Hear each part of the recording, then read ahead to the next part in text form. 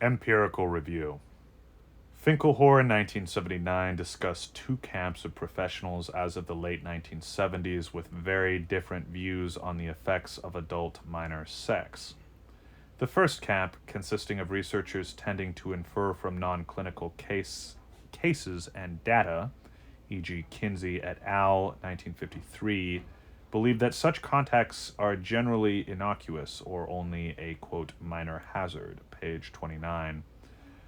The second camp, consisting of therapists therapists inferring from the severe consequences of the rape of women, e.g. Burgess and Holmstrom 1974, or the fact that incest was in the background of so many of their patients, e.g. Herman and Hirschman 1977, believed adult minor sex causes trauma and leaves permanent scars.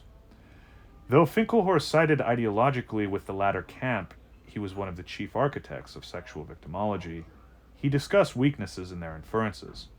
Because of this, he remained agnostic on the issue, remarking that, quote, many comments have been and will be made about this controversy before it is settled, unquote, page 32. Contrary to this forecast predicting protracted scholarly debate, the issue was virtually settled by 1981 or so, when nearly the whole field came to side with the therapists. As Jenkins, 1998, later observed, this shift in beliefs came about because of politics, not science. It occurred virtually overnight, far too quickly for the proper research to have been done. The idea of minors being seriously psychologically injured from sex with men is something that resonated with the times because of the new gender politics of the day. Angelides, 2004, 2005, Nathan and Snedeker, 1995. The new belief of pervasive and intense harm from sex between men and their prepubescent daughters was soon generalized to sex between men and unrelated pubescent girls, and then to sex between men and both prepubescent and pubescent boys.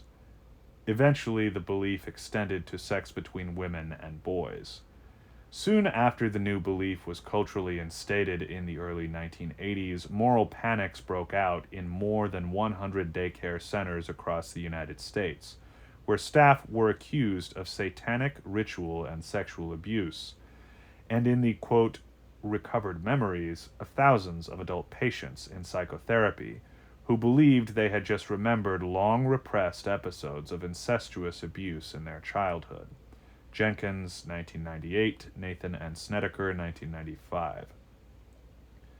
What is significant here is that these sensationalistic cases, later to be discredited during the 1990s, convinced a whole society of the extreme, inevitable harm of all forms of adult minor sex, a belief that stayed intact after the discrediting of these particular cases and which continues to the present day. For present purposes, the goal is to examine whether the pederastic form reliably has these assumed effects. But because sexual victimology has succeeded in convincing society that even sexual relations between adolescent boys and women are psychologically destructive, it will be instructive to start there to test the general theory of sexual victimology. Are sexual relations between adolescent boys and women comparable to the rape and incest involving female victims just cited, which form the basis for the general theory? Are these youths generally unwilling, coerced, and otherwise overpowered, and do they generally react traumatically at the time and suffer negative long-term effects?